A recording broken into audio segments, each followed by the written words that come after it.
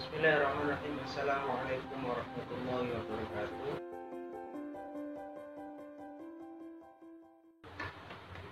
Bismillah, alhamdulillah, wassalatu wassalamu ala rasulillah, wala hawla wala quwata illa billah, ma ba'du.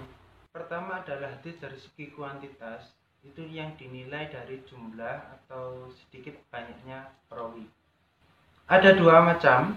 Yang pertama adalah hadis mutawatir, yang kedua hadis ahad.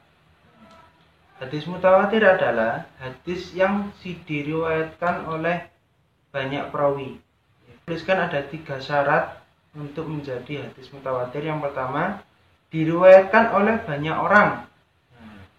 Banyak ini menurut para ulama bermacam-macam. Ada yang mengatakan 4, ada yang mengatakan 5, ada yang mengatakan 20, ada yang mengatakan 40.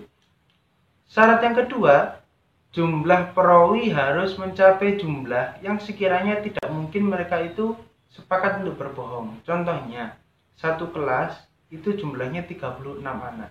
Nah, itu kalian mungkin nggak sepakat untuk mencemari nama baik sekolah? Kan tidak mungkin. Atau kalian sepakat untuk membolos pelajaran? Kan nggak mungkin. Kalau hanya 1-2 orang sepakat untuk bolos, itu masih mungkin. Tapi kalau satu kelas itu nggak mungkin untuk bolos. Nah, itu yang maksudnya mereka tidak mungkin sepakat untuk berbohong. Syarat yang ketiga, jumlah perawi setiap tingkatan itu seimbang. Nah, kemarin juga sudah saya jelaskan. Jadi yang namanya sanad itu adalah urutan nama-nama orang yang mengantarkan matan hadis sampai kepada Rasulullah. Jadi hadis disampaikan kepada sahabat, sahabat kepada tabi'in, tabi'in kepada tabi'in sampai kepada perawi terakhir. Nah, itu setiap tingkatan minimal imbang, sama jumlahnya. Jadi misalkan di tingkatan sahabat ada 5 orang, kemudian di tingkatan tabi'in juga ada 5 orang, di tingkatan bawahnya 5 orang, 5 orang. Itu namanya seimbang. Tapi kalau jomplang, di tingkatan sahabat ada 5, di tingkatan tabi'in ada 1 orang, tabi'in jomplang 5 lagi. Nah, itu namanya tidak seimbang. Kalau sudah tidak seimbang, maka tidak bisa dikatakan hadis mutawatir. Jadi yang perlu diingat dari hadis mutawatir ini ada tiga hal. Yang pertama, hadis mutawatir adalah hadis yang berada dalam tingkatan paling tinggi. Kenapa kok tingkatan paling tinggi? Karena hadis ini sudah pasti makbul. Makbul itu apa? Pasti diterima.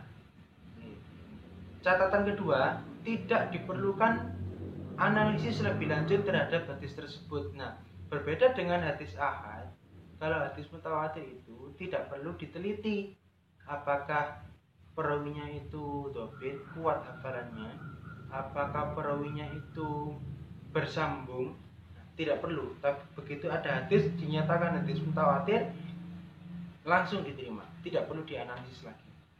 Catatan yang ketiga, informasi yang terkandung di dalam hadis mutawatir bersifat qat'i, pasti.